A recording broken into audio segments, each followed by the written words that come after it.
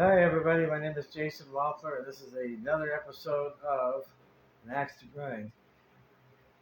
Um, Last episode was recorded about roughly 30 seconds ago. um, so I'm kind of giving you guys a double barrel.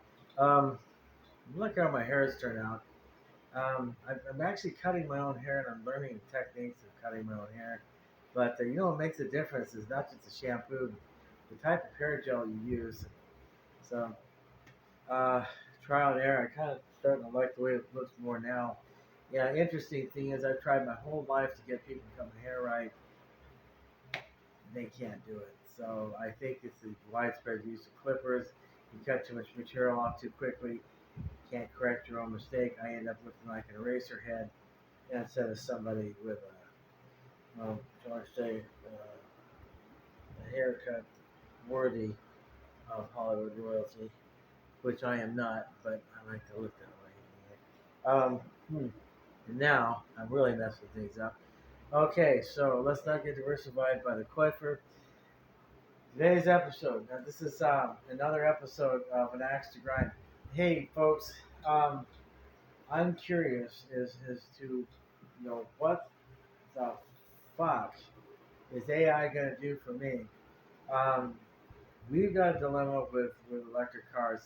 This is kind of segued from the last episode, which is all about the automotive repair industry, asshole shop owners, um, how hard it is to be a mechanic, to idiots design, engineer, manufacture cars, and shortfall of electric vehicles. You know, um, um, there's a lot of hype going around about AI. AI really doesn't have a face or a clear definition. Um, but now Anthony Robbins is on board with a guy who's singing praise of AI like it's some type of socio-political, technological religion.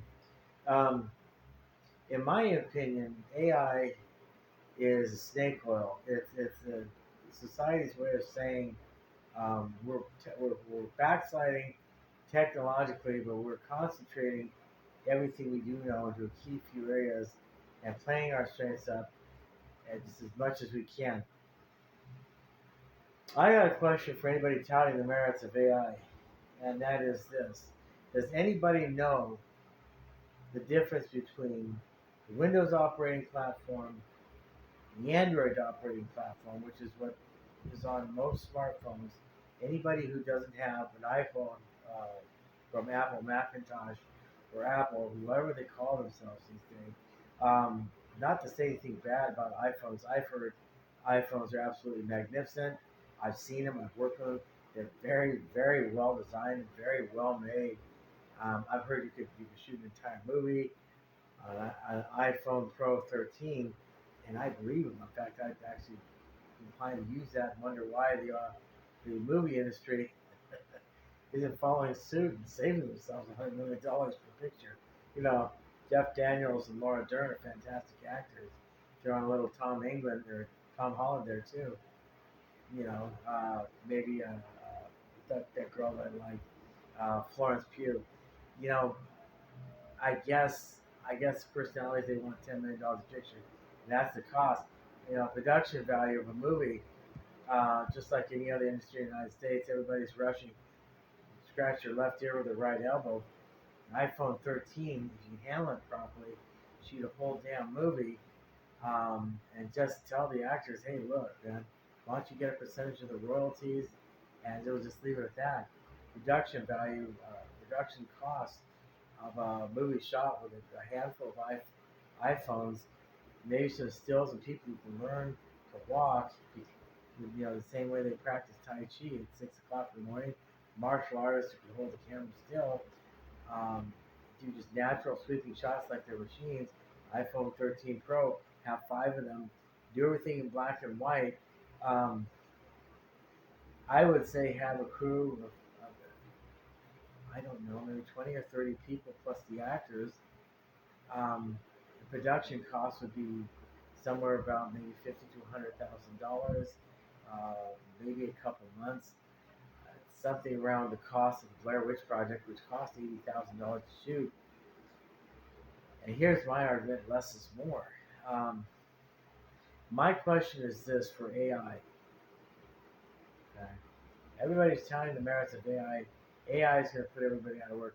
I don't see how it is. Okay. First question I have again: does anybody know the difference between Windows operating system and Android operating system? And the answer is no. Does anybody understand how and why most smartphones are really, really screwed? The ones that operate an Android operating system, you know why they're so screwed up. Have you ever heard the saying, too many cooks spoil the broth? Well, the Android operating system is open manufacturer source, which means anybody can go through Google and start loading what they think are improvements on the Android operating platform. I appreciate that, except for the fact that if you've got over 1,000 different programming companies, you're all doing the same thing, they're not going to consult with everybody else, telling them what their proprietary upgrades do. They want to keep it secret. Well, guess what? It doesn't necessarily interact that well with the other programs on your iPhone. Okay, that's the first problem. I haven't created a problem yet, but the problem is when you cross over, are you going to download an app on your PC? I have a Lenovo. It's a 16-year-old laptop computer. I love it. I have the latest version of Windows on it. I believe my good friend Andy. Shout out to Andy and John Mills. Hey, you guys. John, I missed you already, brother. I owe you money. I'll get you paid back. Andy, I'll pay it forward, man. You did a great job loading the latest copy of Windows on my Lenovo. Okay, but Windows is not Android. So now we have crossover issues, okay? Formatting issues. How are the two seamlessly cross over? Okay, I've got, right now, I have three emails. I have Jason David Walter Armstrong Company.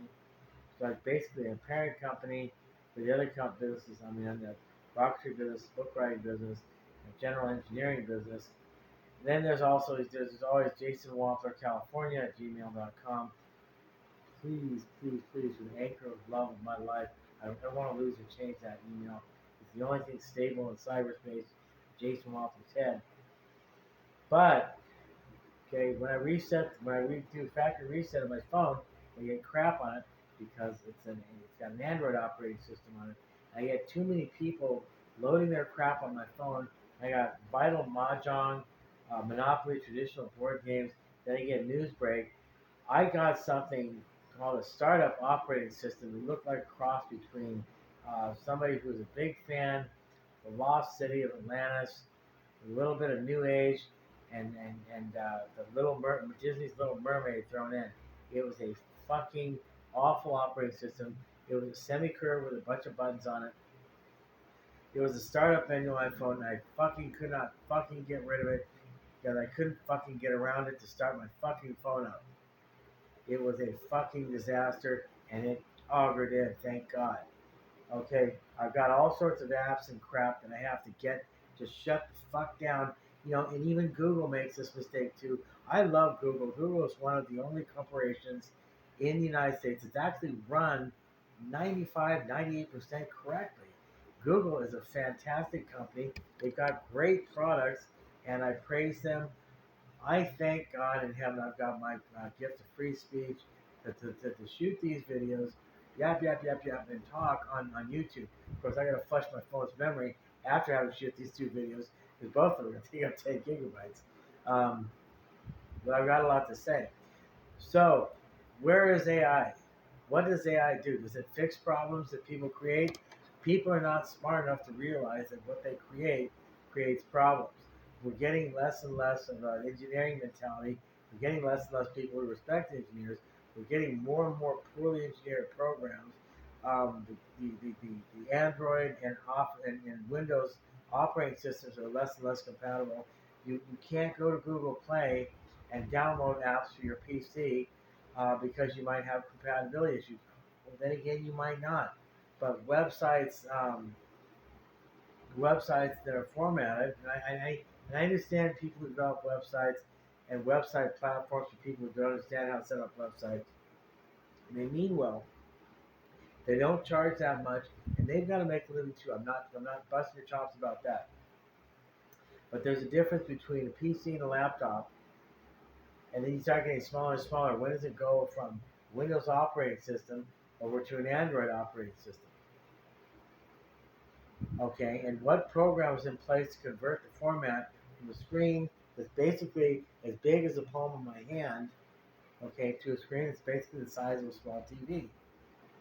Okay, so the operating systems, the format, and the way they function between a touch screen, a smartphone, and a computer. Computers, most PCs and laptops do not have touchscreens.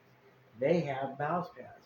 Now, the laptop I have, it can have an independent mouse pad, which reminds me, I think I'm going to plug in a mouse. I think I have an extra mouse sitting around here somewhere because the mouse pad on my laptop is a little bit tone deaf. I think it gets a little hard of hearing. It needs its own hearing aid. And I have to stamp my finger on it very hard to get the little marker to show up. Okay, so issues arising between a conversion of a program or an app between your PC, your laptop, and your smartphone. How are we going to solve that? Was AI going to do something about that? AI is artificial intelligence. I already denounced it. There's nothing intelligent about it. It's fed by human beings. It's made to look synthetic. It's made to look synthetic by human beings. Doesn't have the spark of life. Doesn't have the program to perpetuate itself. And you can't get something from nothing. If it's programmed to get something from nothing, that came from something. So it's not. So it is. So it really is artificial intelligence. Doesn't work. There's no such thing as artificial intelligence. If there is, it's crap. It's just another name for more socio-political, commercial, technological snake oil. And I don't really give a crap. Okay, so let me ask you another question. If AI is the wave of the future, what problems is it solving? How about setting us up with a charging station infrastructure for all these electric vehicles that I swear to God are going to save the environment? They're not doing shit. Where is AI figuring out the fact that electric cars are not saving the environment? They're run by coal burning power plants, fossil fuel burning power plants. They put just as much emissions in the atmosphere as a reciprocating engine running on petroleum distillate fuel does. Where's AI with that one? Why did the AI catch that mistake? Okay, it's just as harmful to manufacture an electric car with all the materials that go into the battery and the motors as it is a regular car. Why didn't AI catch that problem and straighten it out? Where's the infrastructure to help you get an electric car and travel from Los Angeles to Washington, D.C. and have charging stations along the way, charge your vehicle, like gas stations? Okay, there's no infrastructure of charging stations for electric vehicles. How come AI hasn't stepped up to the plate and solved that one? Okay, I mean, I could do this. Maybe I should have a wide aspect ratio because I like touching with my hands. If I do that, it blocks the whole screen. And I've got big hands. I'm a big fellow, by the way.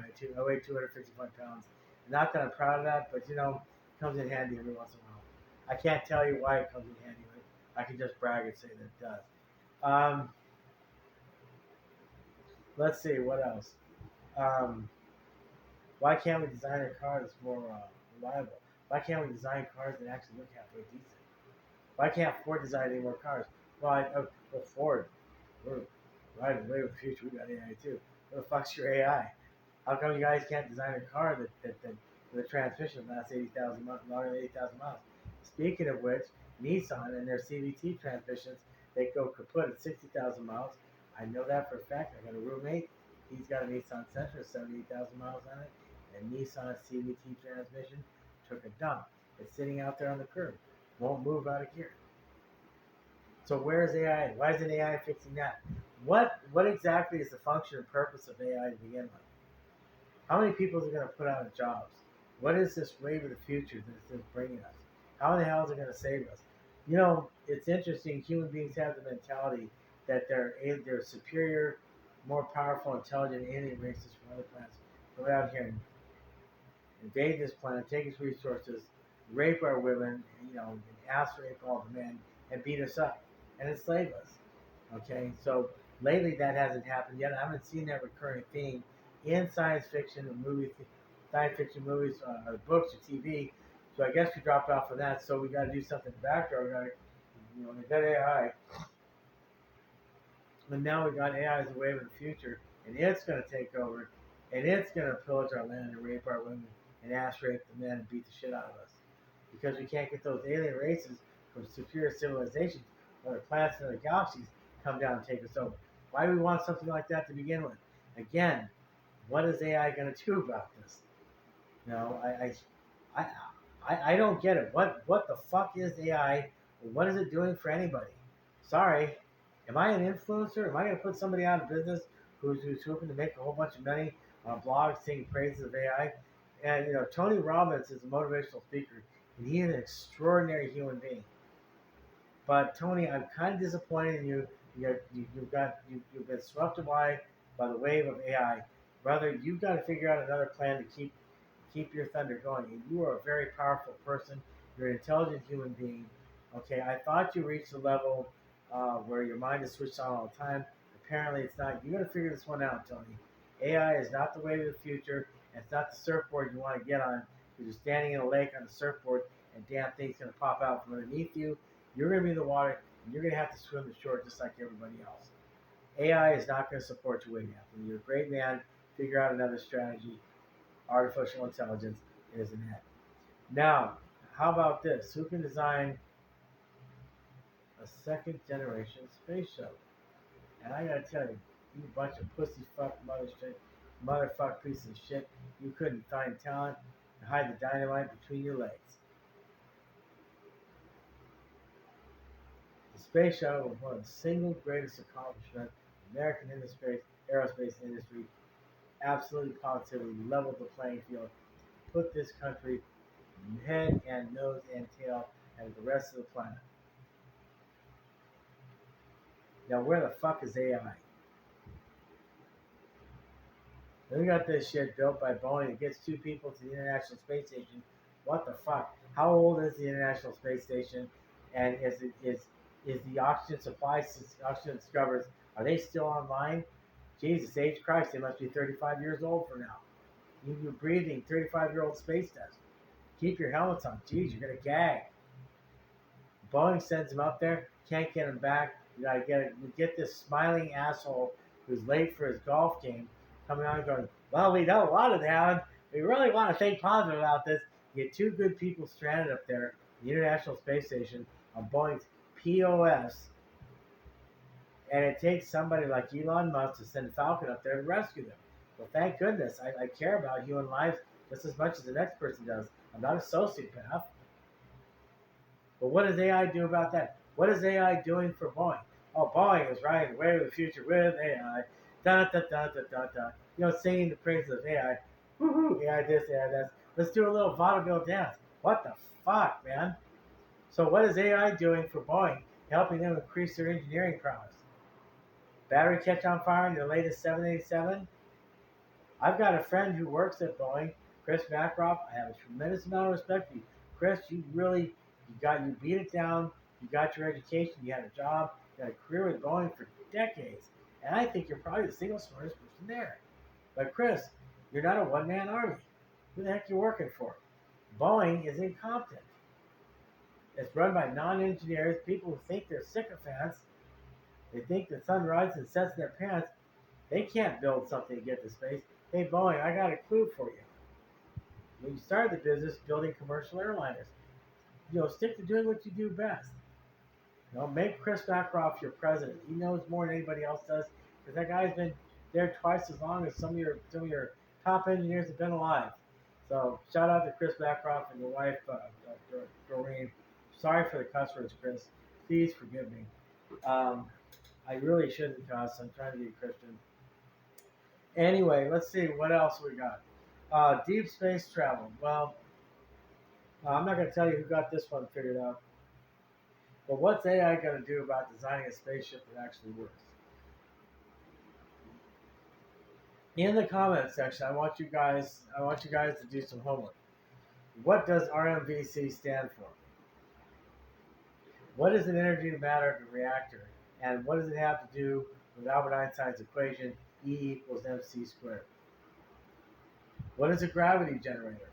What generates gravity? What are the three forces that you know of that generate gravity? Leave a comment in the comment section. Nuclear physicist, member of the NRC, I don't care. You're not on my radar. Apparently, I'm on the FBI's radar. Um, I, you know. Anyway, that's a long story. I want to talk about that. So, what's AI done about making better looking cars? What's AI done about making Detroit, helping Detroit make a V8 diesel engine that actually works and runs without needing $5,000 of repairs every 6 months? No shit. You know, a shout out to an individual. His name is Dave Service in Utah. I've watched your show all the time. You had D. Gail Banks on your show one time. Woohoo! My two heroes. You and Gail Banks were heroes. You know, I like the new Ford Scorpion V8, but you know what? Time will tell. If I can have as many problems, Power Stroke. I worked on a couple of Power Strokes. Wow, I guess I am a coward's mechanic. I do not want to touch that crap again. What a lousy engine. Traumatic, poorly designed engine. And I know poorly designed engines. I worked on the Wasserboxer, the Vanagons. I had a 77 bus with a Type 4, an air-cooled monstrosity, and that to use in a Porsche 914. It's a four-cylinder. My God, what a horrendous, horrible, emotionally traumatic engine. Take that thing and smelt it, turn it into ashtrays. That's all it's good for. Anyway, so what else? What else is? Let's see. Okay, so I know. I can't get a pack of underwear that works. Now, so far I got Hanes underwear. They've held up. I washed the red rags with them. They turned pink. Now I have pink underwear. Swear to God, I have 12 pairs of pink underwear. They start out their life cycle as white. I wash with some red rags. Now they turn pink. Anybody sees me walking around in my pink underwear, they're going to have second thoughts about what team I play for. I'm not like that. I'm heterosexual. I'm not homosexual. I'm okay. You're okay. Leave a comment. Like and subscribe. Like and subscribe. Leave a comment. So what has AI done about making socks that work? Now you go or underwear that work. You go to Walmart and I can look through a whole row of underwear and they've got everything but what I want. I just want briefs that don't go down to my mid thigh and make me look like a rock star that wants to be a boxer. Or a boxer that wants to be a rock star. Whichever way that goes. I want underwear that doesn't go all the way up to my belly button, but has a flat plane around my testicles and doesn't cup them. I want underwear that what came before sat so low you could stick a straw in my butt crack from the outside after lifting my shirt a couple inches. So I have gotten round after round of absolutely positively crappy underwear. My question is again, what is AI going to do about that? AI this, AI that. Why don't you start with the basics? I got a fork that was too heavy on the end, on the outside end. The fork end with the little prongs you eat with the food, it was too heavy on the opposite end. So you pick it up, you put it on the plate, you put it in the food. The weight on the other end would cause it to fling outward. You take the food with it, fling it on the ground, side of the plate, the table, and of course, if there's a person in that slingshot path, well, they'd be wearing my tomato sauce recipe too, because the fork was too heavy on the other end. And I ask you, where was AI when that fork was being designed? New stuff is being designed everywhere. I'm many things. I'm a foul mouthed baptized Christian minister. I am an author. I am a writer. What's called an industrial design engineer, mechanical and electrical. I'm a handyman. I'm a mechanic, etc., etc. I'm a lot of things. I'm a host. I'm not that good looking. I don't really give a damn. And let me keep posing this question. What's AI done? What's AI done for you? Okay, so I got formatting issues on my smartphone that basically we've got the same pot of stew that's been made by 35 different cooks, and it really does taste like the garbage at the bottom, the stuff at the bottom of the garbage, because so many cooks have put their own twist on it without consulting with the other cooks. I got formatting issues with my phone. What's interesting about it, it gives me plenty of options. I choose digital phone ring. It gives me fruity fruit. Some really really strange ring that you get in a Japanese cartoon about spaceships, jelly beans, invading the planet Waxa, and little girls running around in bikinis with panda bear villains. I just, you know, okay, and then the phone, it does auto rotate. I did not choose auto rotate, but every once in a while, phone decides to auto rotate and reformat 3 different times when I'm listening to a song. That's the second. That's just two problems. The phone I have is made out of material that's very similar to ice. It's as slippery as ice. I have machinist hands. That's 41 years of being a mechanic, 26 years an industrial design engineer. I'm an old 56-year-old male, and I got smooth, dry hands. They're about slippery and have no grip, no tension whatsoever. And I've got a phone, the thing I'm talking on, where it's the 26-year mark, and it's literally like holding onto a piece of ice. 5 minutes, I'll drop it 5 times. 5 minutes, I'll drop it 10 times.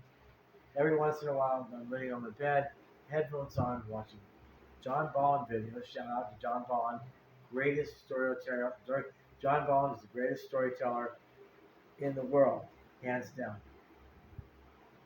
I'm listening to one of John Bolland's stories, which I love doing every night. I'm trying to hold the phone, got a tight grip on it, pops out of my hand. My finger drags across the touchscreen, reformat several times.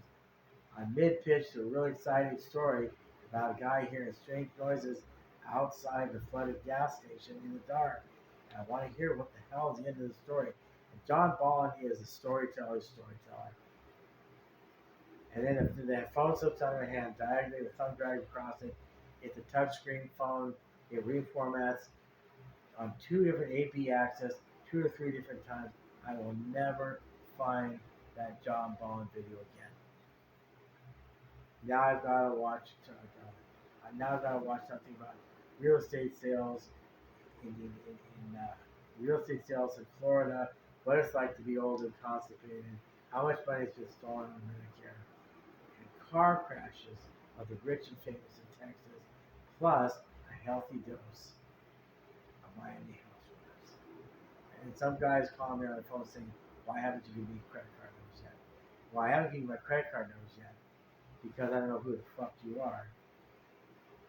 And I was watching John Bond tell a really interesting story about that guy alone at 3 o'clock in the morning, the gas station, the rainstorm, where it was flooding, and he heard some really strange things inside and outside the gas station. He couldn't identify what the hell they were. And John, Mr. Bond, I never got to finish that story, and it was scary as fuck. I want to finish that story. Anyway, hit the like button, hit the subscribe button. Hey, you guys, special episode. Tell me what you think um, about AI. Oh, I've got one more thing. I'm going to work in music recommendations in this one. There's a band called U2. They came out in the early 80s. Okay? And AI is not going to fix the sycophant mentality of the corporate music world in this country. Never have, never will. Where's AI? Why can't AI fix that? AI should run Capitol Records. Maybe it's straighten that out. Anyway, U2 came out with a song called Gloria. They came out with another song called Sunday Bloody Sunday. Then they had a second wave. They came out with The Unforgettable Fire, which is Prelude, Joshua Tree, which was absolutely a game-changing album. It hit so many home runs for U2. And it was the late 80s, and U2 went stratospheric. Then they rode the wave until it slowed down with Rattle and Hum. The concert albums, they did some music track, the soundtrack for the movie Spider-Man, which was kind of flopsy. They did another album called Zoo TV. And by this time, U2, it felt that U2 had lost its traction. The mentality is, you get one chance, you get a comeback special, and you ride that wave for a while, and then you fade into nothingness because most of the music bands just don't have the ability to do otherwise, as history has told us. But what history tells me is that what we learn from history is that we don't learn from history, and I need to stop touching my hair. The more I touch it, the worse it gets. Damn it. It was better at the beginning. I should have just left it alone. Anyway, I think Michael Douglas probably has the same problem. Oh well. But here's what music executives can't understand. Number one, in 2003, Evanescence won Album of the Year. The song Bring Me to Life, fantastic song, went up against, of all things, the album by 50 Cent. Why the music industry can't differentiate apples from oranges is beyond me. 2003, there should have been several albums in the year. Evanescence, or alternative rock album of the year. 50 Cent, hip hop, R&B album of the year. The two are different. You don't lump up country music with classic. You don't lump jazz with house.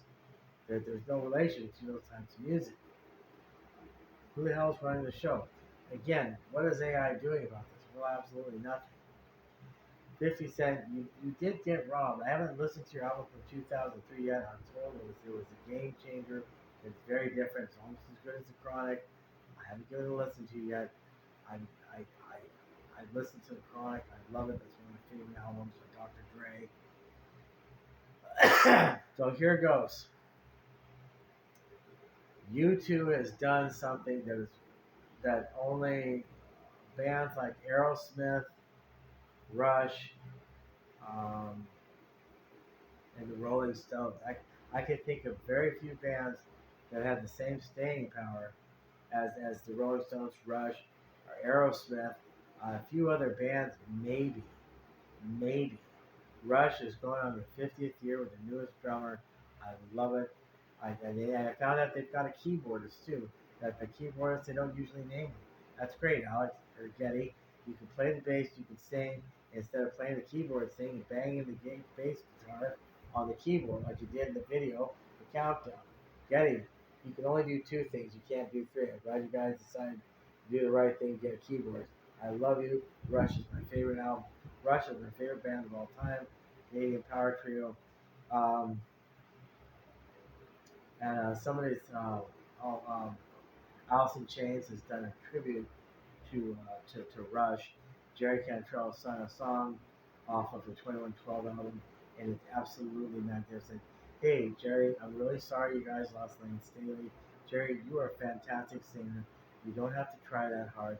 Just be yourself and let it come natural. We all love your brother. Everybody's behind you. And I'm sure Lane is Lane's there in spirit. Um, yeah, my hair is just not getting any better. Oh, shit. All right.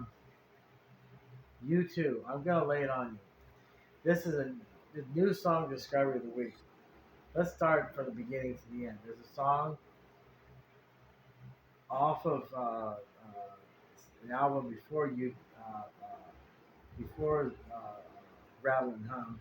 Rattle and Hum was mostly a concert album. Um, it's the album with all the squares on it. It's a white background with black and blue scale photographs. The song is called Ultraviolet by U2. Listen to it. Now, this is what makes it difficult. There was a song in the early 90s dedicated to Don Cherry, Nina Cherry's father, and it was an album to benefit AIDS research. U2, at that particular period in time, very politically active. This is their third resurgence after their popularity trailed off from from Joshua Tree. They were just starting to lose steam, and they did a song on this album, Red, White, Red Hot, and Blue. It's called Night and Day. It's the album. It's a tribute to Don Cherry. It's called Red Hot and Blue. The song is called Night and Day. It's been misunderstood. It's a widely misunderstood song. U2, the absolute genius. Bono's a genius. The intro of the song is designed to be ominous, foreboding intro to an otherwise tragically romantic song. It's a very, very unusual type of arrangement and singing and mood structure for the song. It was misunderstood by some of the best music critics in the world who trashed the song The album has been generally trashed. The song is called Night and Day. It's a cover version of a Don Cherry song done by U2 off the album Red, Hot, and Blue. Look it up. So there's Ultraviolet. There's I don't know the name of the album it's on. Then there's Night and Day off the album Red, Hot, and Blue, and both these songs are by U2.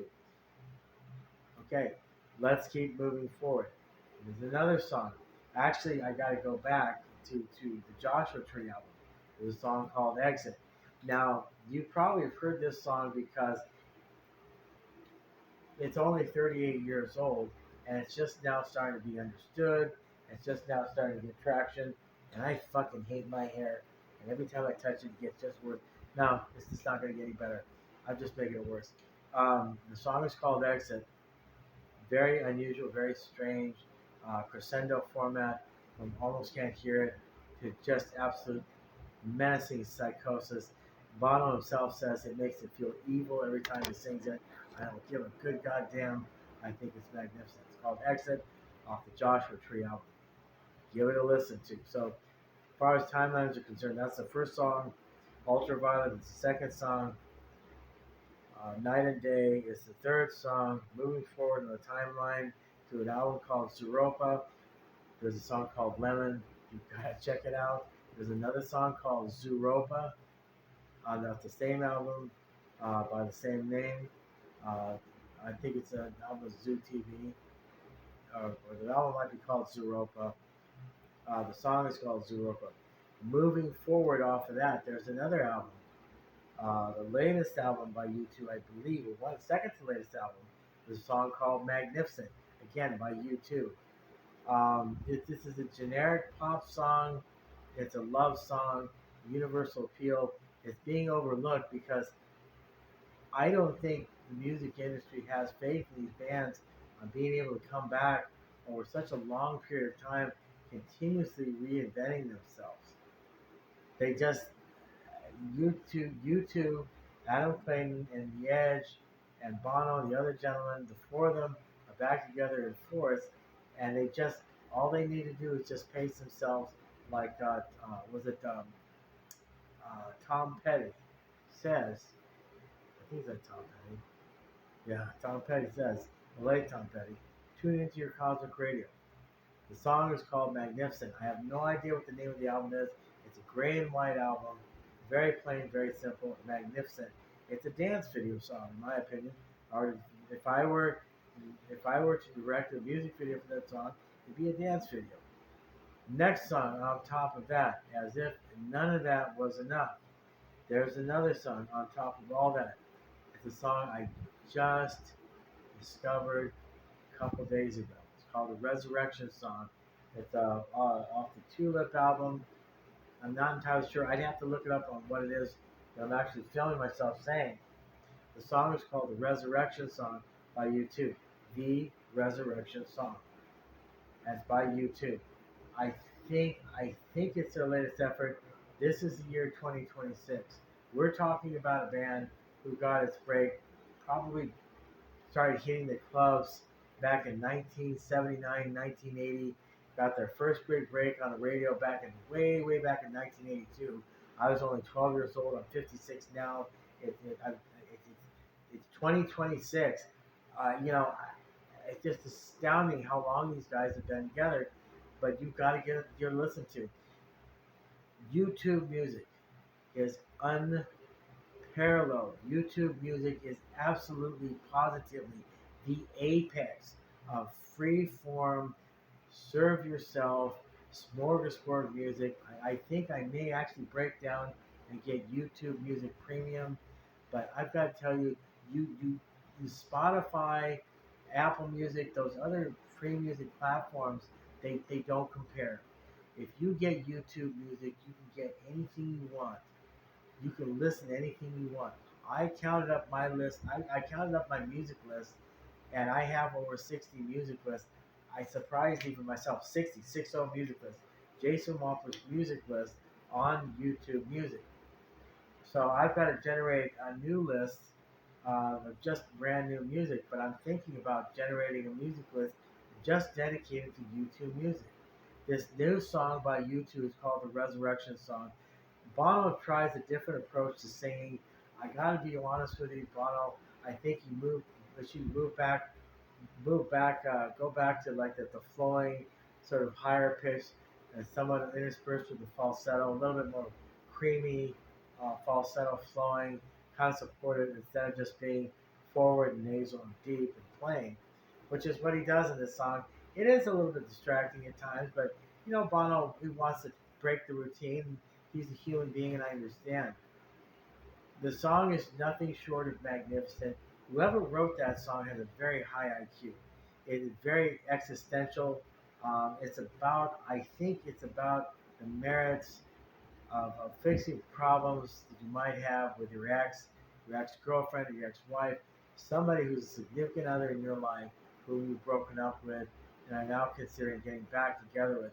The merits of fixing a broken relationship probably outweigh the merits of sticking your ground and protecting your feelings and defending your pride, overcoming your pride, and just going back to the one you love and trying to overlook, you know, their shortcomings.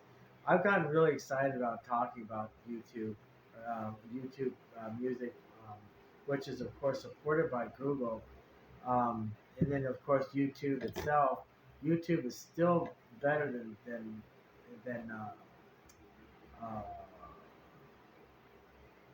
the other format of the uh, programs like Scoops and Vids and what's that. I don't know. I don't really care. I watch YouTube. I watch YouTube music. I watch a little bit of Scoops, but YouTube music is it's so high quality. It's so well done. And like I said, I feel a personal responsibility. I need to make another list of new music, and then a second list of probably I may end up doing that tonight. A second list of music dedicated just all the YouTube, not YouTube, YouTube, the band, all their greatest music, chronologically from the oldest to the newest, all the music that I'm hemming and hawing about. Watch this video a second time and pour over the information I've given you about these songs from YouTube. Bono and Adam Clayton and Edge, the other gentleman whose name escapes me. There's four of them. Um, it's not that they keep reinventing themselves; that they're just very, very talented. It's just that their talent only it comes to them at its own pace, and I guess that's something that's very, very serious about the creative process that people who aren't creative or artistic they just don't understand. Anyway, we're at the 43-minute mark. I'm using up all the memory of my damn phone. I gotta call it. Jason Walker and Axe to Grind. Talk to you guys later. Bye.